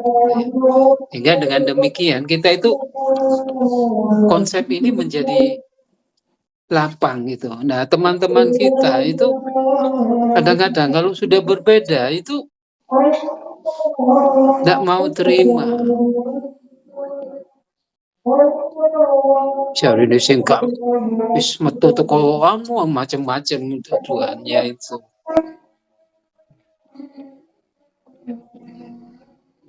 Konsekuen meneh wis macam-macam. Iya, kalau pengalaman saya sampai dikeluarkan itu dari grup karena saya protes. Sampai Mas Eko nuntut saya tidak mau sih. Saya suruh minta maaf dari opo gitu. Oh ya enggak lah saya. Kalau memang saya dikeluarkan, keluarkan aja. Sebelum saya dikeluarkan, saya keluar sendiri. Tidak bisa begitu, itu konsepnya keliru. Jadi kita itu harus membuka wawasan. Jadi ayat Al-Quran itu maknanya bukan sekedar tafsir kamu saja. Sebatas tafsir kamu saja. Kalau Quran ayat Allah itu hanya sebatas Quran tafsir kamu, berarti kamu lebih hebat dari Allah. Seakan-akan tafsir kamu sudah mewakili ayat itu. Ya udahlah. Tidak bisa itu. Apa kebenaran tergantung kepada tafsir manusia? Itu baru sebagian. Ya, jadi begitu. Nah, pemahaman itu harus, konsep ini harus kita pegang gitu loh. Sehingga kita itu menjadi luas gitu. Menjadi luas, enak nerima. Kalau ada perbedaan tidak masalah. Kecuali kalau memang tafsirnya jelas-jelas salah gitu ya. Jelas-jelas salah bisa. Nah, itu mungkin sehingga kalau sudah demikian kita bisa bersaudara gitu. Berbeda pendapat tidak masalah gitu. Kita sama-sama. Malah kalau bisa justru karena berbeda itu loh, kok saling memberi masukan. Saling beri masukan. Sehingga koyo ngaji kan saling memberi masukan gitu loh. Ada hak keluarga, ada hak sejarah, ada hak seiman, ada hak tetangga gitu. Nah, kan saling beri masukan gitu. Sehingga nah itulah mungkin kita harus otak kita itu sakjane iku sing beda iku lak ngene ya pesan itu kan 100 miliar neuron gitu ya. Kalau kita memahami sesuatu itu sambung ini. Antara neuron 1, neuron 2 sambung. Setiap kita memahami satu pemahaman, neuron-neuronnya sambung gitu. Setiap kita makin banyak sambungannya, orang itu makin cerdas. Dari 100 miliar neuron itu nanti tersambung berarti pemahaman kita luar biasa kalau sambungannya banyak ya, itu kalau kita nggak nerima pendapat orang lain nanti nggak sambung karena nggak paham itu ya, itu yang ya. Yang kedua biasanya kan kalau sama kita itu frekuensi kita itu kalau sama, ya frekuensi iman kita sama, frekuensi hati kita sama-sama legowo, otak kita sama-sama luas gitu ya. Kita ngomong jadi enak gitu loh. Kita jadi enak. Tapi kalau ada dasar nafsu kebencian dan pokok ada itu frekuensinya terputus. Ya. Law of attraction-nya itu terputus. Ya. Makanya Rasulullah sangat ya. Jangan Jangan memutuskan silaturahim gitu.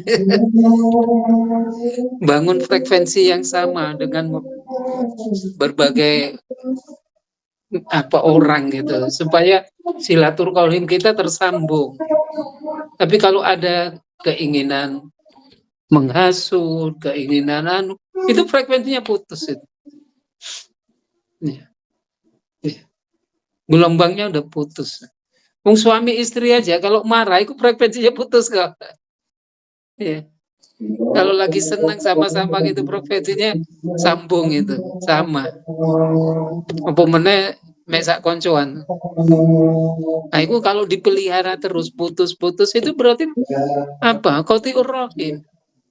Memutuskan hubungan silaturahim. Jangan. Nah, kadang-kadang teman kita nggak paham itu. Padahal orang yang memutuskan silaturahim itu nanti kan masalah rezekinya juga terputus sebagainya. Nggak panjang umur kan gitu ya. Nggak, karena apa nggak panjang umur?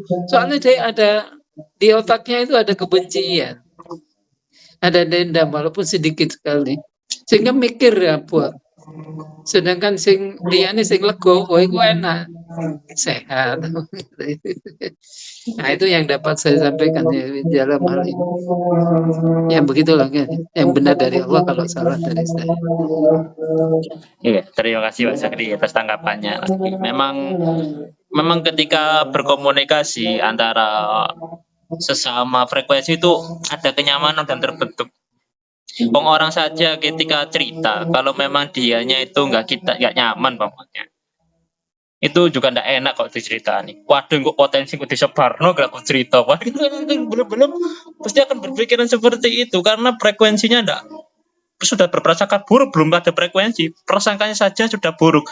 Iki iki akan dipercaya, tidak perlu mau utang gitu, dia yang utang, aduh kak balik gitu potensinya. Karena sudah frekuensinya dan tanggapannya sudah berbeda. Nah makanya dari itu perlunya hubungan itu tidak hanya pada orang lain, tapi pada diri kita dulu ini bagaimana kepada orang yang lain, sehingga timbal baliknya orang lain itu tahu, oh ternyata diri saya seperti itu di hadapan orang lain. Kenapa kok orang lain begini sama Anda, atau kenapa orang ini bagaimana sama Anda, itu karena kitanya itu enggak seperti itu. Kadang itu hal seperti itu bisa terjadi.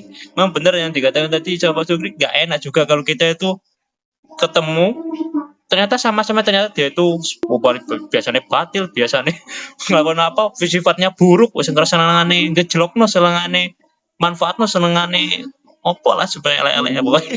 Itu jelas kita akan bicaranya terbatas sekali dan lebih banyak hati-hatinya. Dang kok aku diutangi gak balik iku opo, waduh. Datang nggak bawa mobil, sudah datang wis aku tak melaku aja ya, kenapa kok nggak ada opo-opo. Lihat sudah lebih nggak bisa menjalin nantinya.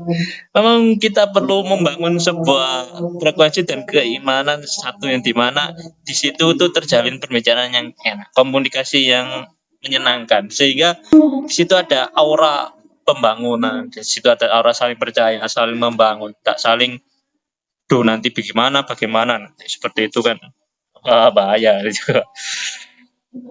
Jadi kemudian memang yang Rasulullah itu hebat, memberi sebuah contoh yang dimana di kita sekarang zamannya itu orang mukul kita balas mukul, nggak kayak dulu itu kan kita pukul, kita dipukul, namanya kita introspeksi diri, ya kenapa kok saya dipukul, kenapa kok saya salah gini ya. Tapi sekarang nggak pakai pukul sendiri. Bahkan lebih keras kalau bisa. Padahal Rasulullah itu dulu mau dibunuh, seperti yang Pak Adi katakan tadi, bagaimana Rasulullah itu bisa memanfaatkan keadaan yang dimana dengan sikap dan perilakunya, akhlaknya beliau itu ternyata bisa membuat luluh hati orang yang begitu keras ingin membunuhnya. Bahkan itu sangat luar biasa, yang sekarang itu perlu kita bangunkan lagi, hal itu perlu kita tancapkan cahayanya lagi ya, karena memutar, mungkin lampunya itu banyak yang kotor sawangnya jadi terhalang. Perlu ditajamkan lagi hal itu. Karena memang benar-benar itu mendidik kita sekali. Bahkan ternyata saya baca-baca itu ilmu-ilmu itu sebenarnya itu punyanya kita sebagai seorang muslim. Ternyata ada di bukunya para filosof-filosof yang di mana itu dirincikan sama mereka, dibuat seakan itu ini punya saya gitu. Ini ajaran saya, diklaim, ada pengeklaman di mana ini bukan dari situ tapi dari sini. Padahal saya pikir-pikir lagi, saya analisa lagi, ternyata ini kok sebenarnya dari Quran, sebenarnya dari sunnah Rasulullah. Kayak saja kok kenapa itu diklaim. Makanya dari situ ada dampak adanya pengeklaman, adanya merasa bahwasanya ini dari kita dan dari golongan kita, sehingga dari klaim itu membuat semua yang selain dari klaim itu adalah keliru, itu adalah salah, itu adalah menyesatkan. Padahal sama sebenarnya produknya, sumbernya itu dari sumber yang sama. Tapi kok mereka ada klaim dan merasa bahwasanya ini yang paling benar dari saya, produknya, dan ini paling bagus, maka yang lain, di jalan yang lain itu adalah salah. Itu benar-benar memutuskan persaudaraan, itu sangat tidak dianjurkan. Memang benar, bahwasanya itu pasti akan mengurangi rezeki. Ya benar kurang rezekinya, mau bagaimana, seumpamanya berdagang sudah, karena kita berbisnis hubungannya berdagang. Pas ternyata hubungannya harus sama orang yang itu.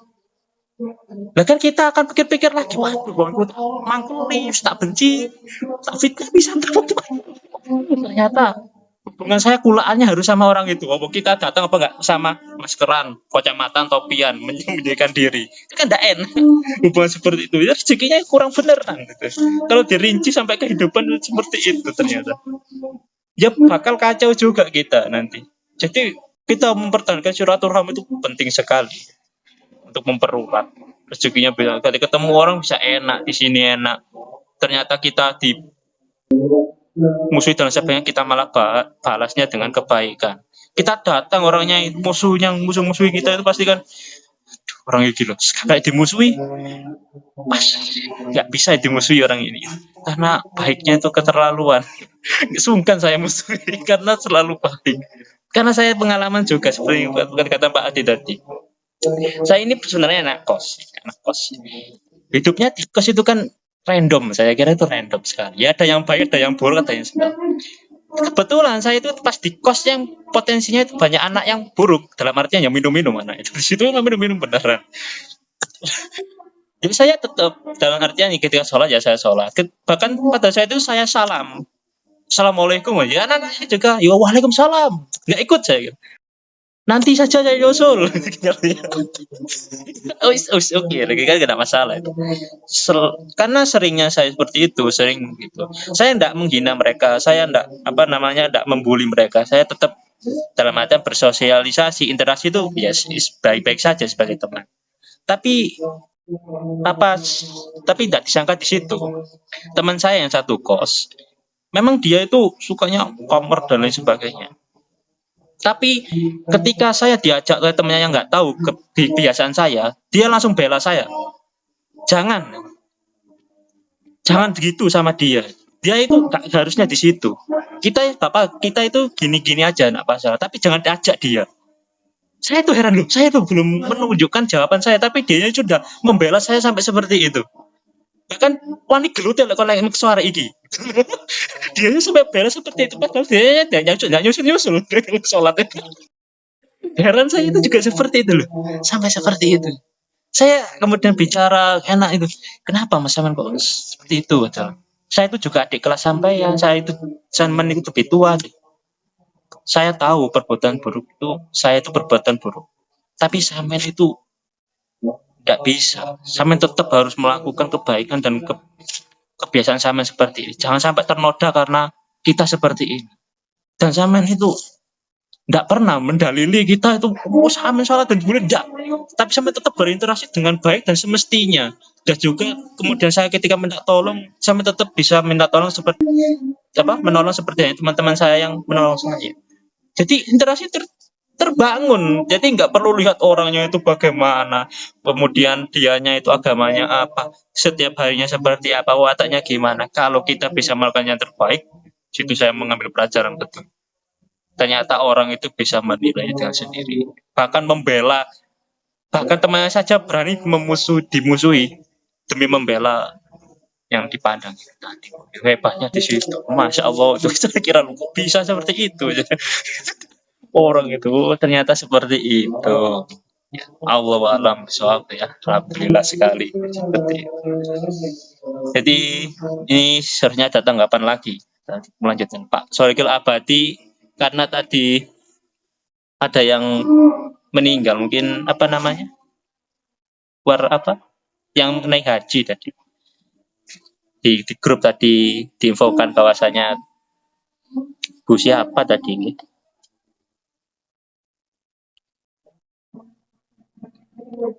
Duh, sudah dihapus sama Pak Abadi ternyata. Izin bala untuk balas sungkawa. Sudah dihapus tadi. Ternyata ada yang meninggal di Mekah yang sekarang sedang haji. Ya, kita doakan saja semoga beliaunya bisa dianggap sudah berhaji dengan mabrur dan bisa diterima amalnya sama Allah dan diampuni segala dosanya. Ini bagaimana? Ada tanggapan lain? Terus? Atau kita sudahi ikut takbiran? Pasti ada tamu di rumah karena ini memang sudah. Solikin kemana? Iya, ini Pak Abadi mungkin masih repot ini nggak jawab. Itu ibunya itu baik naik haji gitu loh. Dalam kondisi sudah tua, mungkin kejadian itu kali. Ini tadi di-share kok kemudian dihapus sama Pak Abadi pesannya. Ya mungkin karena berangkatnya udah sakit. Jadi peninggalannya di Mekah. Mungkin saya belum tahu kabarnya. Belum tahu kabarnya Tapi juga. Kalau berangkatnya saya tahu karena apa? Saya belikan obat dan sebagainya. Gitu. Ya, belum berangkat. Ya mungkin karena itu mungkin. Oke. Barangkali loh saya belum tahu. Belum tahu juga. Ya. Belum. Tapi ini Pak Abadinya masih off. Masuk teman mungkin ditinggal. Tapi tidak apa-apa ya. Mengenai perbedaan kita dengan teman-teman itu terus saya itu memang satu ujian menguji tentang keilmuan kita yang sudah pernah kita peroleh. Kenapa kok hasilnya berbeda-beda? Kenapa kok kita ini berbeda dengan yang katanya tadi ada yang kalau nggak menurut si A maka salah, misalnya begitu. Kita kok kenapa kok nggak begitu? Pak Syukri berapa lama ngaji juga?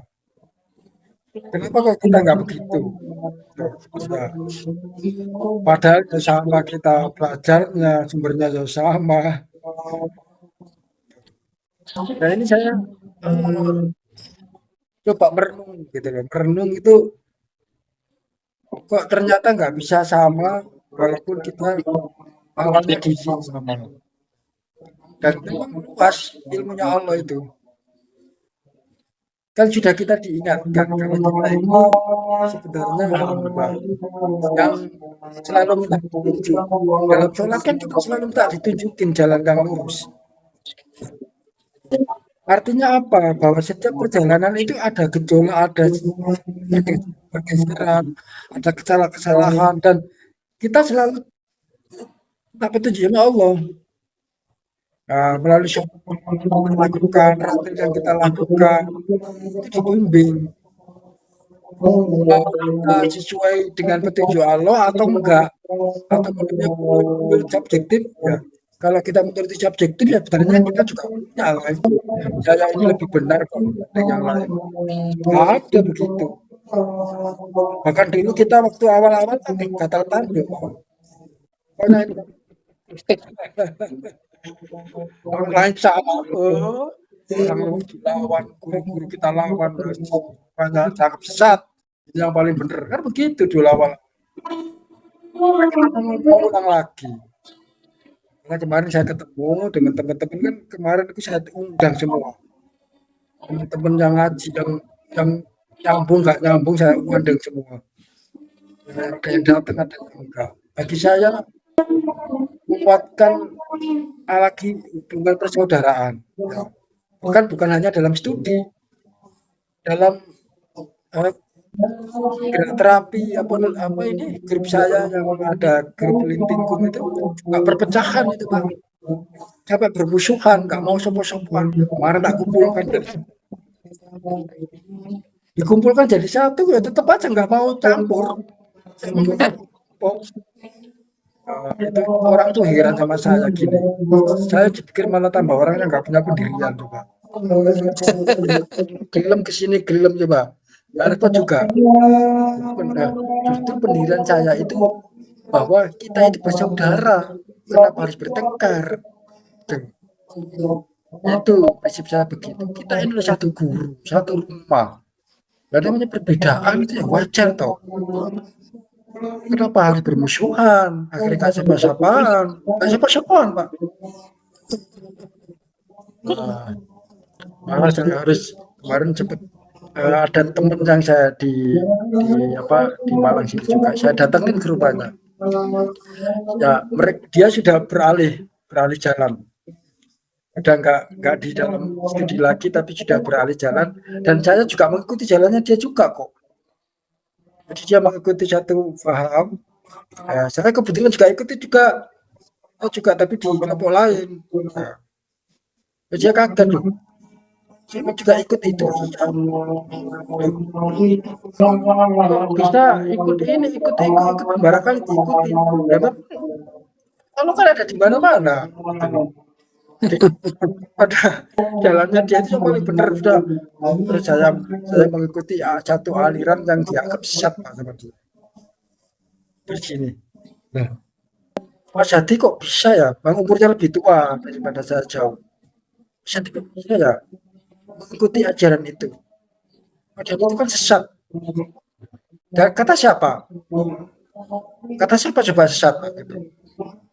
Ya, menurut orang-orang lagi-lagi menurut orang-orang padahal zamanku yang dulu awalnya studi ngaji lama apa sih punya pikiran begitu.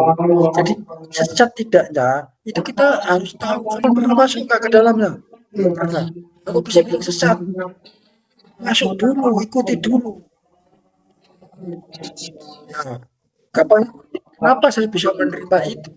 Ya sama dengan sampean juga bisa menerima yang sedang saya lakukan. Kenapa saya kok bisa menerima itu? Nah, saya juga sama nalar. Tidak perlu dipertentangkan. Mereka juga orang Islam. Selama dia bertuhan kepada Allah, kita punya Al-Quran, dia juga Nabi Muhammad, udah sama kita itu Pak. Kalaupun mereka mendapat melalui jalan seperti itu, kita seperti ini, gak masalah. Itu bagi saya begitu. Dia geleng-geleng sih nggak bisa berpikir. Malah saya sebutkan, saya sekarang lagi belajar banyak Pak, termasuk belajar Kristenologi saya sekarang. Ya Kristen sekarang saya belajar. Kita Biblenya. Ini untuk menguatkan keilmuan kita juga keimanan kita. Semakin kita tahu banyak perbedaan, maka hati kita akan semakin lapang, cakrawala berpikir kita semakin luas. Kita mau dibenturkan punya apa nggak bisa. Ini aja gitu sampai hanya saya. Jadi itu termasuk teman-teman ya selingkungan saya arahkan begitu. Tadi pagi di masjid, kebetulan saya juga isi materi ya materi itu ada yang menanyakan tadi ini hari raya sekarang ada yang besok gimana menurut Pati? Kalau menurut saya nggak masalah. Loh, kok nggak masalah? Memang boleh sekarang boleh besok boleh. Dia dari mana sudut pandangnya? Makanya tetap aja dia masih ngotot yang paling saya anggap benar ya ini itu. Bagi saya nggak masalah sama ngotot itu juga saya juga nggak memaksa sama harus bisa menerima yang berbeda, tapi ya nyaman apa enggak, akhirnya dia nggak nyaman juga dengan pendiriannya. Wong semuanya menentang dia, karena dia sama-sama ngototnya. Kalau saya ngotot kalau zaman dulu, sekarang ya sudah, sekarang sholat atau nggak usah dipermasalahkan besok salah itu. Kalau sekarang ini benar besok salah ya dari mana ukurannya? Mengikuti Saudi Arabia kan gitu aja nggak masalah. Jadi itu yang kecil-kecil seperti itu loh yang akhirnya jadi besar. Akhirnya muncul merembetnya kemana-mana. Nah, kita coba itu menetralisir itu menjembatani gitu. Jadi kita ini alhamdulillah kita diperkenalkan Quran Sunnah Rasul itu menurut saya sangat sangat sangat berharga sekali. Paling ekstrim loh pemahaman Quran Sunnah Rasul itu. Ya, paling ekstrim. Ya ada nggak iman, pandangan dan sikap hidup di luar kita? Semuanya iman ya percaya, yakin. Ya, lagi sholat satu pembinaan iman ada nggak di luar itu? Nah, prosedur jadi tolaratil nggak ada. Itulah kita semakin mudah memandang sudut-sudut yang lain karena kita sudah pernah diajari itu.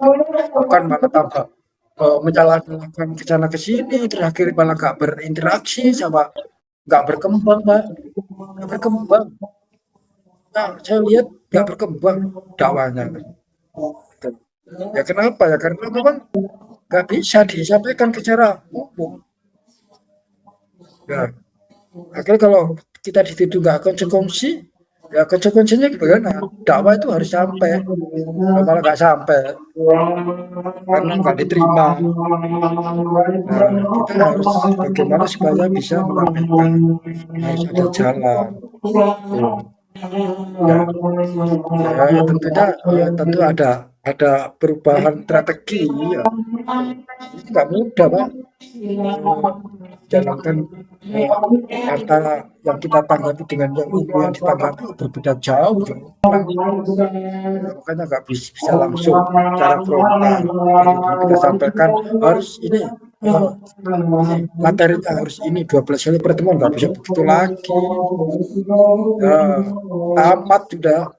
Makanya Kak, sekarang ya ada sih teman yang masih bertahan. Kebetulan saya punya teman yang di Garut, dia masih berjalan tuh Pak. Tapi nggak tahu jalannya bagaimana. Katanya jalan-jalan, jalannya bagaimana. Kapan kita silaturahmi ke sana. Ya seperti itulah yang saya pahami.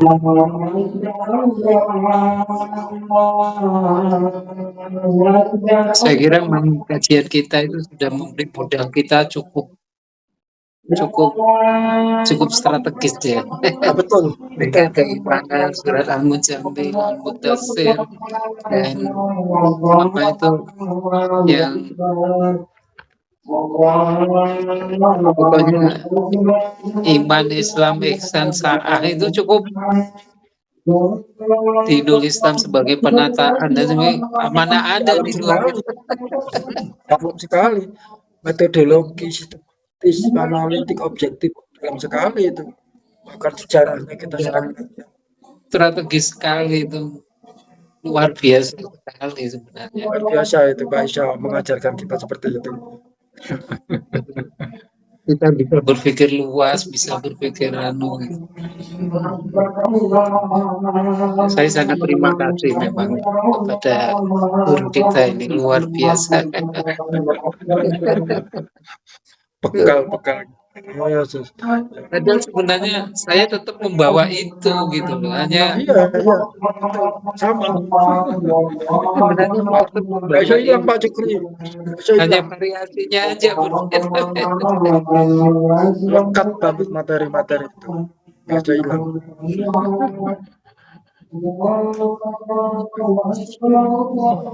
Cukup ya.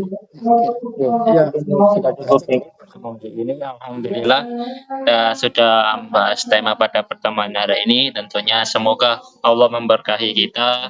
Semoga kali ini pertemuan kajian ini bisa bermanfaat bagi kita dan masyarakat sekitar kita. Amin. Amin ya rabbal alamin. Kita tutup pertemuan kajian hari ini dengan bacaan Al-Fatihah. Semoga dengan bacaan itu Allah memberikan keselamatan pada diri kita semua, memberikan keistiqomahan dan ketabahan dalam mengkaji Al-Quran dan Sunnah dan ilmu Allah yang lain. Dan semoga tentunya pada saudara-saudara kita yang sedang terkena musibah, sedang terkena beberapa ujian dari Allah, semoga mereka ditambahkan dan kuat melaksanakan ujian itu sampai akhir dan diberikan hikmah dan orang-orang ini istiqomah amin amin ya rabbal alamin. Semoga sekarang pada musim haji saudara-saudara kita yang sedang haji bisa melaksanakan haji dengan baik, tentunya bisa tuntas sampai pulang nanti, dan semoga hajinya dinilai makbul sama Allah. Semoga yang memang sedang meninggal di tempat haji tersebut Allah maafkan dosa-dosanya dan diterima segala amal perbuatan baiknya. Amin ya rabbal alamin. Tutup dengan bacaan Al-Fatihah. Al-Fatihah. A'udzubillahiminasyaitonirrajim. Bismillahirrahmanirrahim. Alhamdulillahirabbil alamin arrahmanirrahim maliki yaumiddin.